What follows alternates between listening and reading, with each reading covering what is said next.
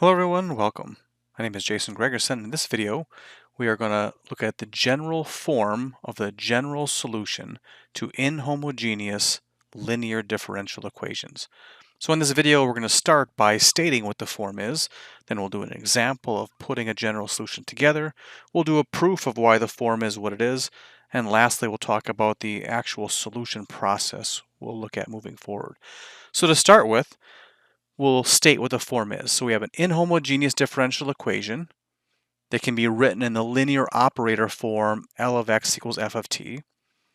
We're going to have the associated homogeneous differential equation, which just is when that right-hand side is identically 0. So we can write it into this form as a linear operator.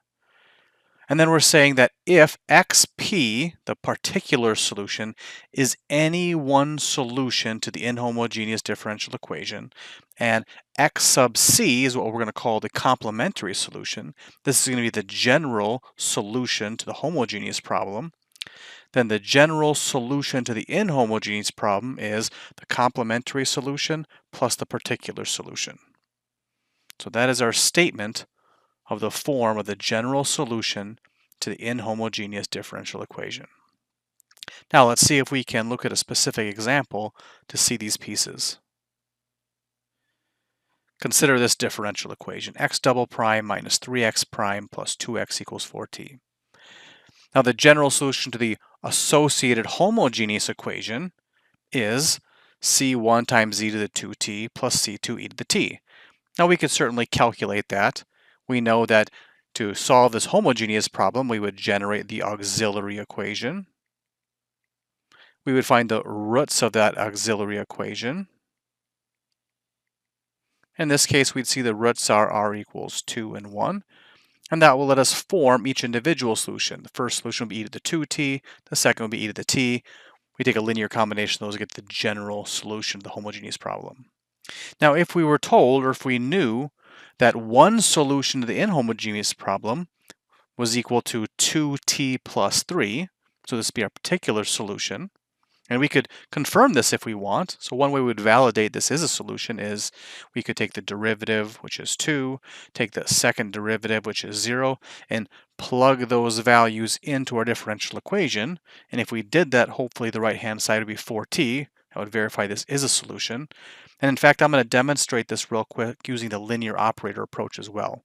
So just to confirm that this is the solution to the inhomogeneous process, we would plug this in. We would plug in our particular solution, which means we'd be plugging in 2t plus 3 into our left-hand side of the differential equation, which means I would be taking the second derivative with respect to t of 2t plus 3 minus 3 times the first derivative of 2t plus 3 plus 2 times 2t plus 3.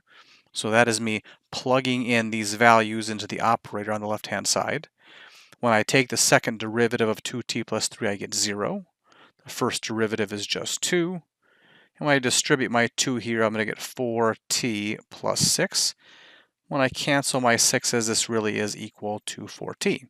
So this is just me verifying that, yes, this is one example of a solution to the inhomogeneous differential equation. So if we know one solution to the inhomogeneous one, and we know what the complementary solution is, then our general solution to the inhomogeneous problem is just the complementary solution plus the particular solution.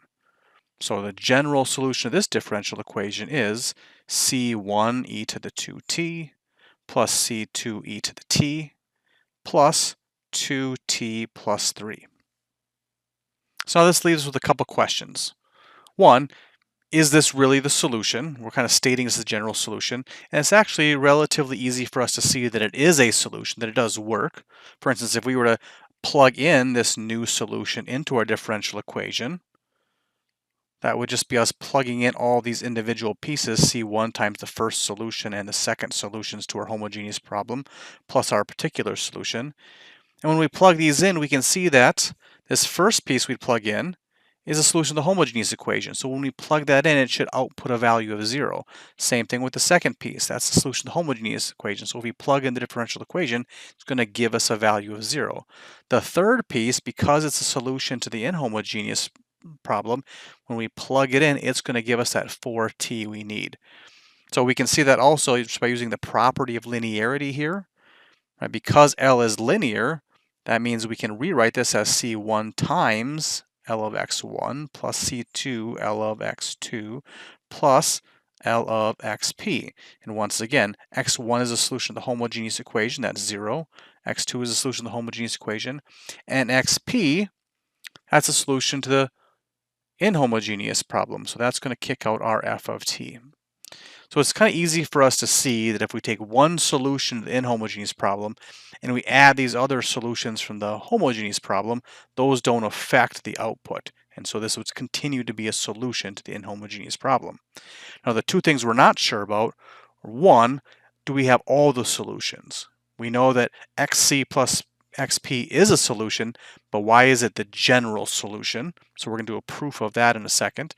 But then also, in this example, we were told what xp was, and in general, we would have to calculate xp. How do we find out an example of the xp?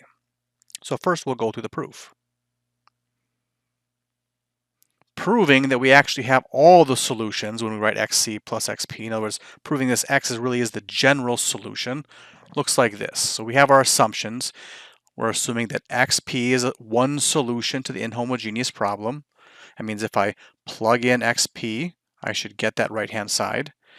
We're assuming that xc is the complementary solution, the general solution to the homogeneous differential equation. So if I plug xc into L, the output will be 0. The general solution of the homogeneous equation has this form to it, c1x1, c2x2 plus dot dot dot cnxn, where x1, x2, and xn, anything in between, are all solutions to the homogeneous equation. That's our general form of the solution of the homogeneous problem. And what we're trying to figure out here is that x is the general solution. So it's any arbitrary solution to our inhomogeneous problem. So if we plug this x in, we should get f of t as an output. So then our proof looks like this. It says if we look at L of x, we plug in our general solution into the linear operator, and we subtract L of xp, that result, well, if we plug in L of x, the output should be f of t. And if we plug in L of xp, it should also be f of t. So the idea is that this should be equal to 0. Now, I can simplify this left-hand side to be L of x minus xp, right? And this is just based on the definition of linearity. So because L is a linear operator, L of x minus x sub p is equal to L of x minus L of x sub p. And this is supposed to be equal to 0, what we saw above. But what that means is that x minus xp must be a solution to this homogeneous differential equation.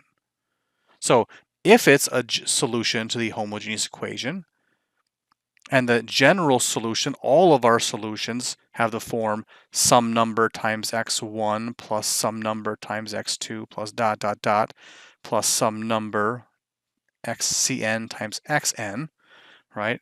And this is just the definition of the general solution to the homogeneous problem. Then we can just solve for the form of our general solution by adding xp to both sides. That tells me that every solution, any arbitrary solution, has the form c1x1 plus c2x2 dot dot dot cnxn plus xp. And that is our final step. That shows that this is the general solution. So it says that if you just know what one solution is to the inhomogeneous problem, then every solution can be represented as your solution plus some other solution to the homogeneous equation. So that is our proof that the general solution is the complementary solution plus any particular solution. Now this guides us into our general solution process for inhomogeneous differential equations. Our general process is going to look like this. It says step 1 is going to be to solve the associated homogeneous problem. Step 1 is to find our x sub c, the complementary solution. Step 2 is to find one solution to the inhomogeneous problem. In other words, we need to find our x sub p, the particular solution. And then step 3 here, the last step, is kind of the easiest step. We just put them together. We write our general solution as xc plus xp. Now, if we think about the different cases we might run into a differential equation like this. X double prime minus 4x prime plus 3x equals t squared plus 4. Now, in this case, because my differential equation is linear and has constant coefficients, in that case, finding the complementary solution is straightforward. We know how to do that. We're going to generate our auxiliary equation, we're going to find the roots, and we're going to form our general solution, yc. We know how to do that. What we don't know how to do is so far how to find our particular solution. And we have two different methods for doing that actually. We can use a technique called variation of parameters, which is a method to find one particular solution, or another method called undetermined coefficients.